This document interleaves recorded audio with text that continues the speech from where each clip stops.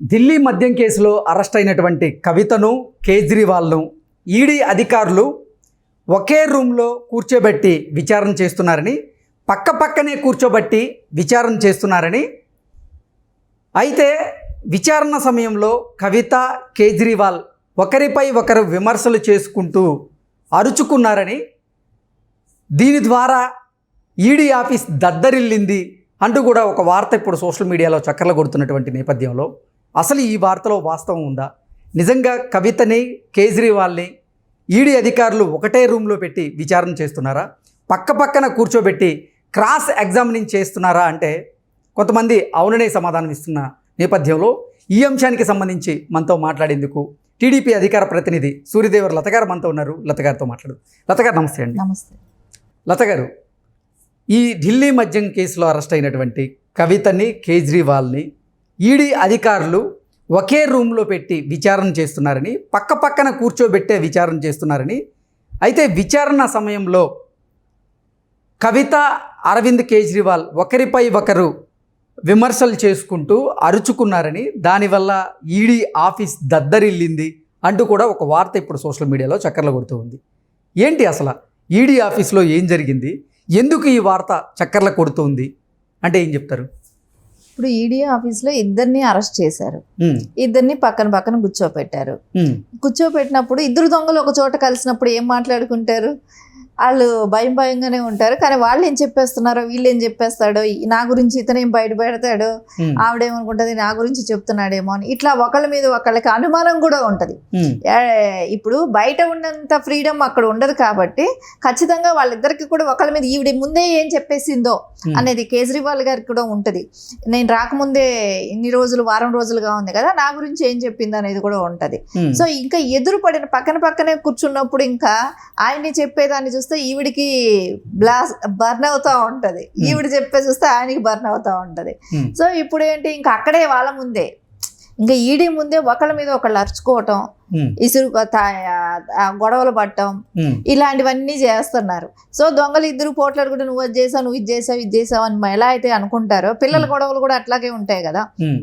ఇద్దరు పిల్లలు ఉన్నప్పుడు నువ్వు ఇది చేసావు కొట్టుకున్నట్టే సేమ్ పొజిషన్ అక్కడ వాళ్ళిద్దరూ చేసే పని అట్లాగే కనపడుతుంది. నువ్వు ఇది చేసావు ఇప్పుడు ఇద్దరు కొట్టుకునే నిజాలు చెప్తున్నారు.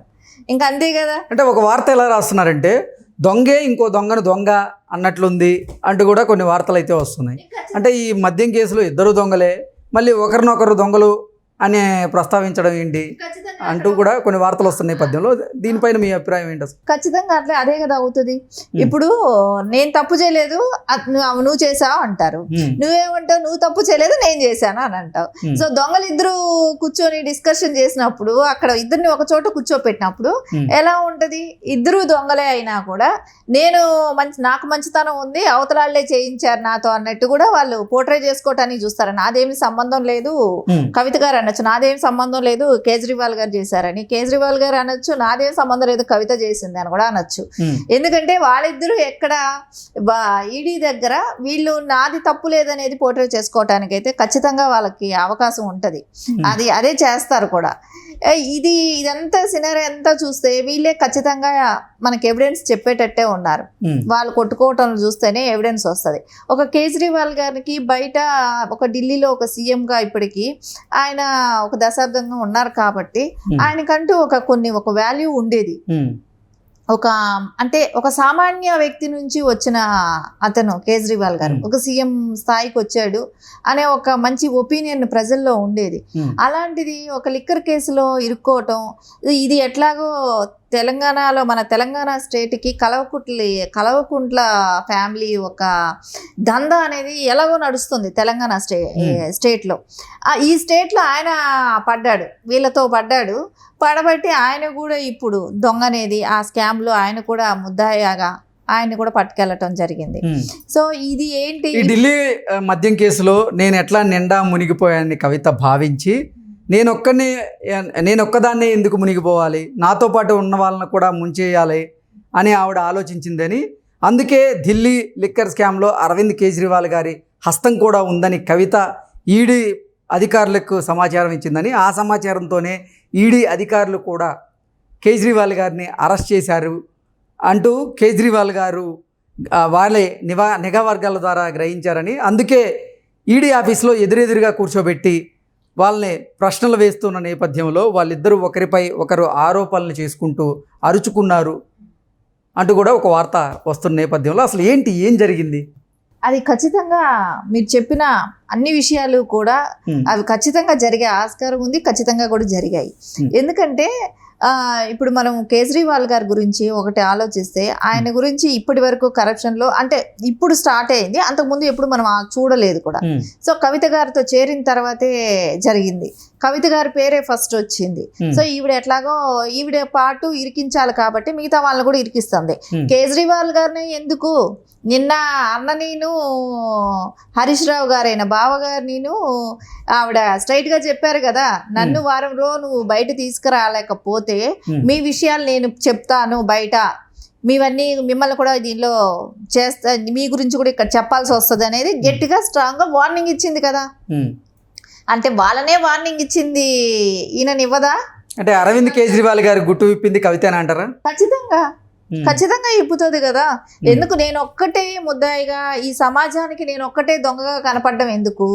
నాతో పాటు చేసిన వాళ్ళు ఉన్నారు కదా, నేను అందరినీ కలుపుకొని ఉంటాను, నేను ఒకటే దొంగ అవ్వటం ఎందుకు అనేది ఖచ్చితంగా కవితగా ఆలోచిస్తున్నట్టుంది అక్కడ.